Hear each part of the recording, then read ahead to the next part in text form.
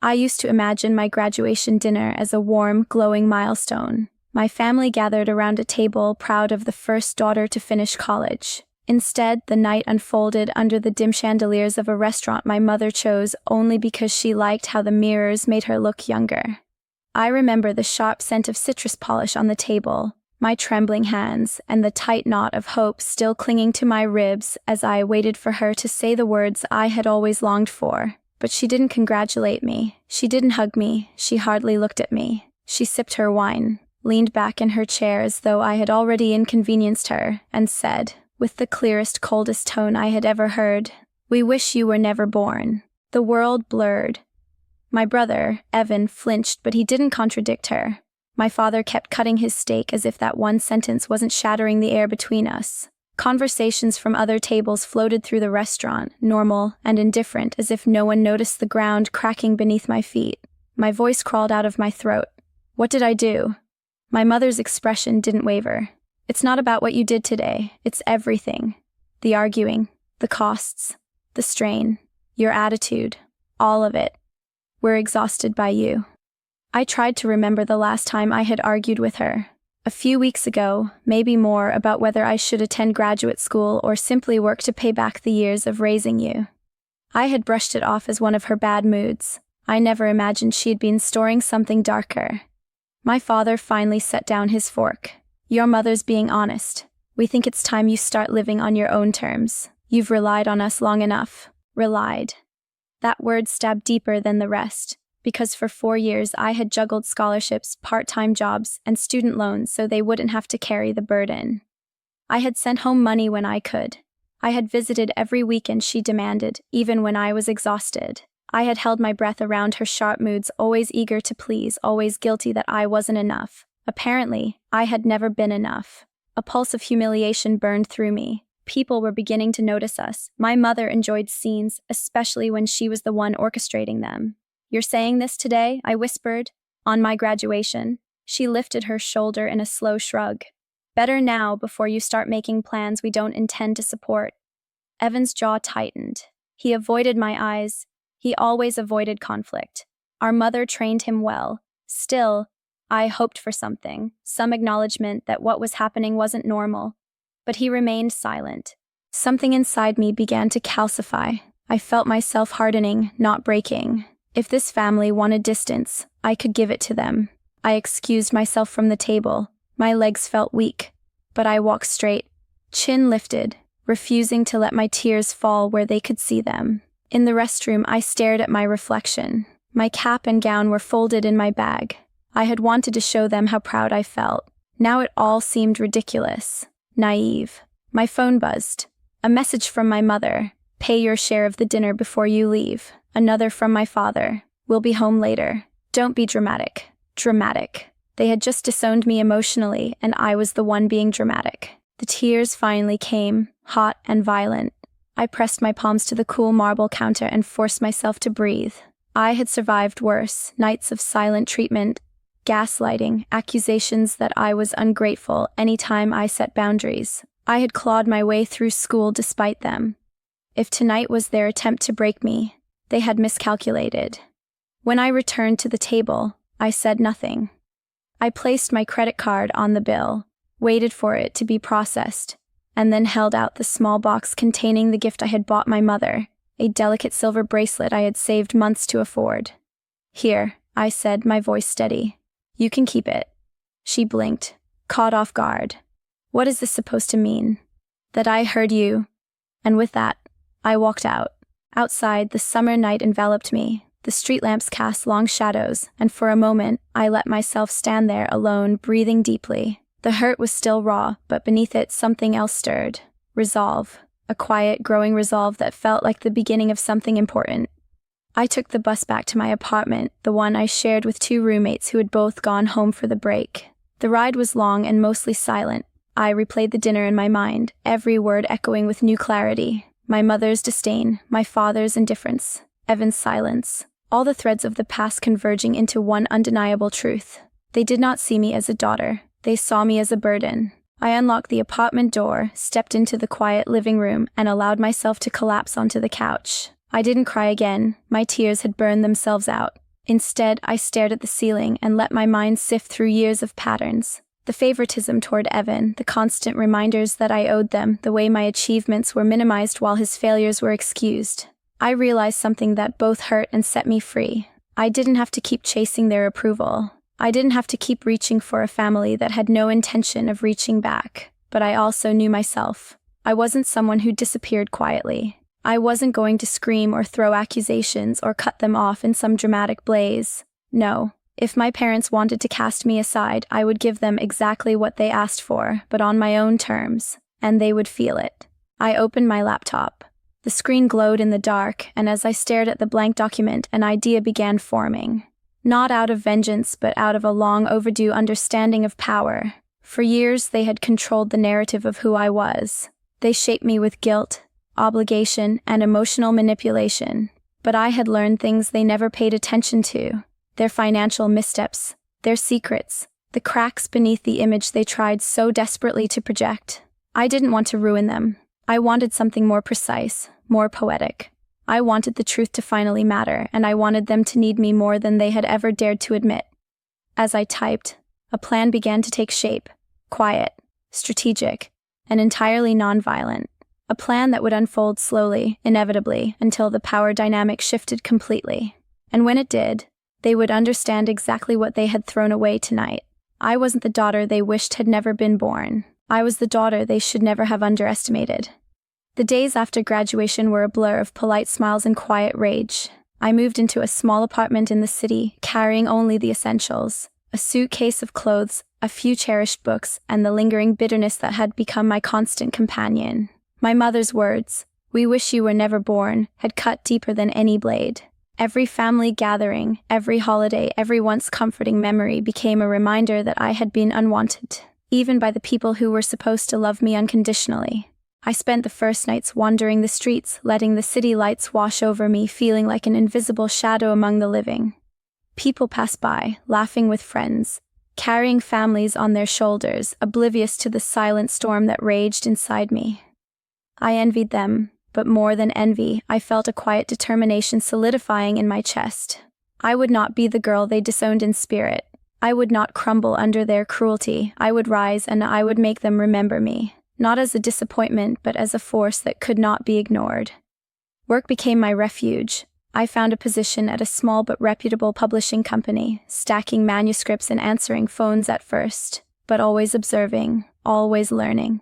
I absorbed every detail of office politics, every whisper of influence, every subtle way power shifted between people. The world outside my parents' suffocating judgment was vast, and I intended to map it all. It was in those quiet, endless hours at the office that I first saw an opening. The company's owner, a woman named Claire Hendricks, was ruthless in her ambition but deeply undervalued her employees' talents. Her son Julian managed client relations, and everyone tiptoed around him because of his family ties. One afternoon, as I delivered a stack of manuscripts to Julian's office, I overheard him speaking with a client in a tone that dripped arrogance and entitlement.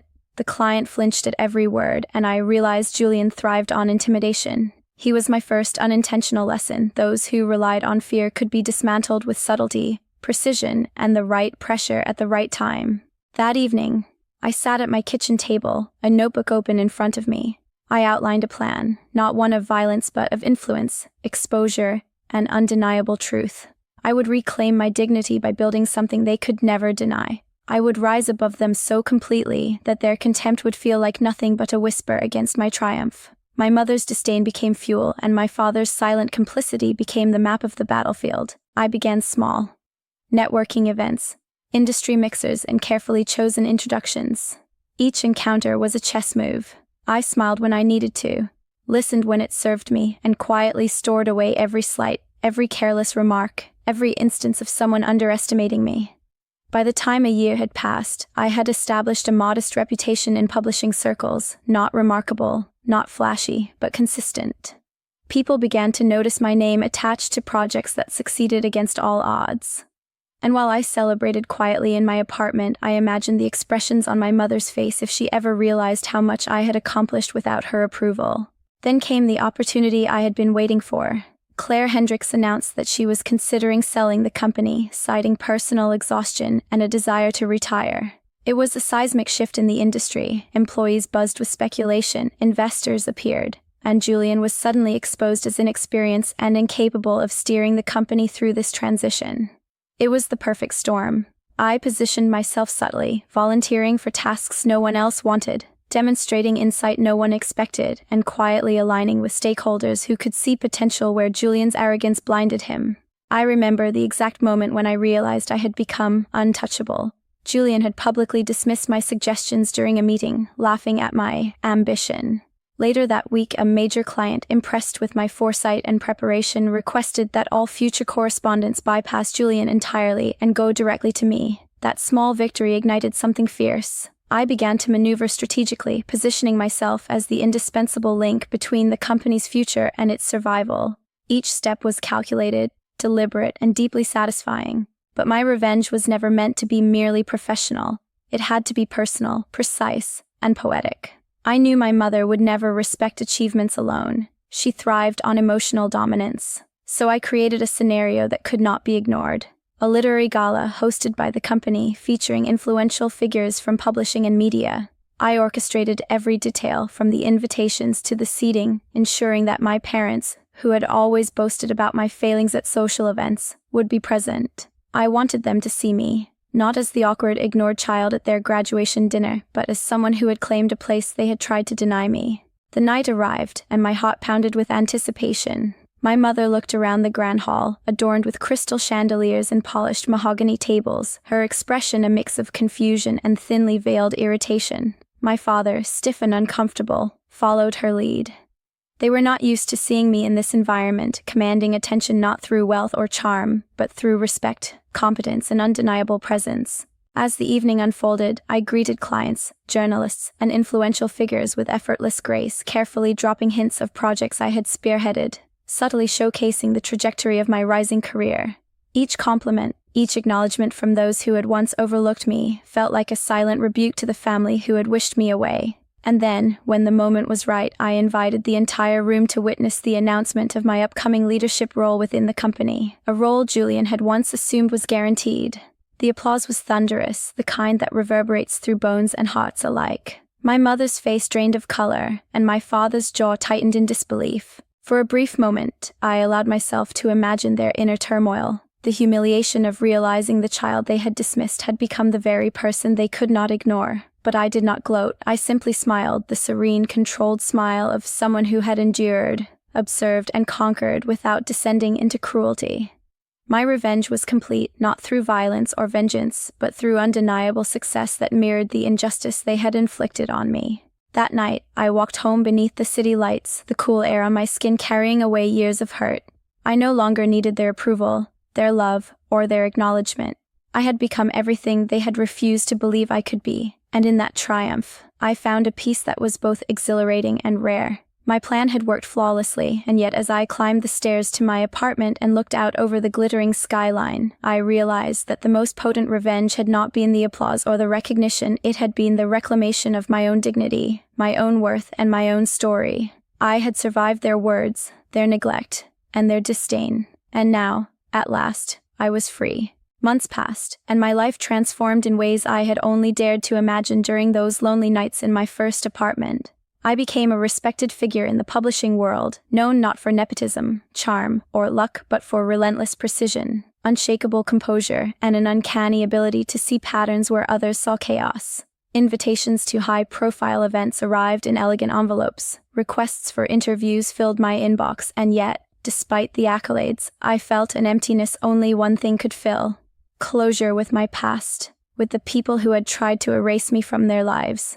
I devised the final phase carefully, methodically, as I had every other step of my journey. My mother's social circle, though small, thrived on appearances. I knew they prized reputation above all else. The opportunity came when a prestigious literary foundation announced a gala to celebrate emerging leaders in publishing.